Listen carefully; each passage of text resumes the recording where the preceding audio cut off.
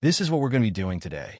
We're going to use a spreadsheet that already contains data and a simple app script that turns Google Drive into a backend API that sends data to external applications. Just like before, I'll also be sharing this code for free through a link in the description.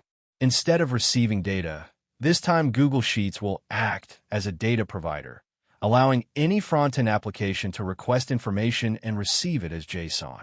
If you're interested in learning how to send data to a spreadsheet, I recommend watching the previous video, which should be popping up as a recommendation right now. The first thing we're going to do is create a spreadsheet in our own Drive folder.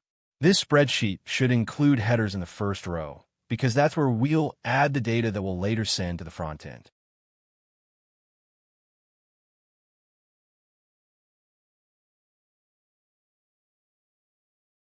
Now we go to the Extensions menu and open App Script. We wait for it to load, and as usual, it already includes a file called code. Now let's walk through the script step by step so you understand exactly how this automation works. We start by defining the doGet function.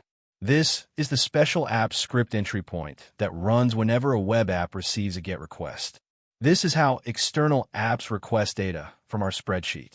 Inside a try block, we first grab the active spreadsheet and the active sheet. This sheet will act as our database. Next, we read all the data from the sheet using getDataRange, the get values.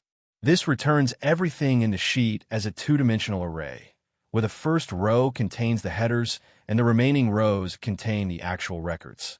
Before doing anything else, we check whether the sheet contains data rows.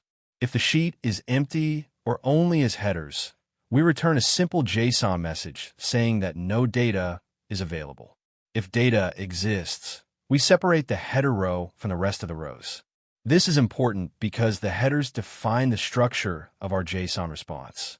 Now we transform each row into a JavaScript object. For every row, we create an empty object and then loop through the headers, assigning each cell value to the corresponding header name. This converts raw spreadsheet rows into clean, structured JSON objects. Once all rows are processed, we end up with an array of objects where each object represents one row in the spreadsheet. Finally, we return this data using the content service, explicitly setting the MIME type to JSON. This ensures that any front-end application understands the response correctly. If anything goes wrong at any point, the catch block logs the error and returns it as JSON. This makes the script easy to debug and safe to use in production. Next, let's deploy our application. For this, we'll go to the Deploy tab and create a new deployment. We'll select the type as a web application and give access to anyone with the link to use this application. We'll press Deploy, and it will ask us to authorize the necessary access for the application to work.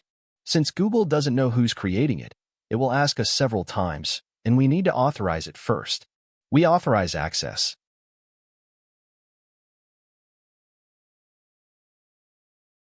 And it will ask us to sign in with our account.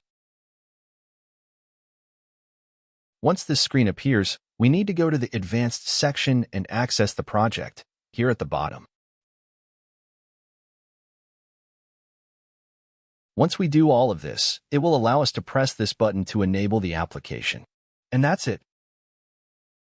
By opening this link, we're sending a GET request from any front-end application.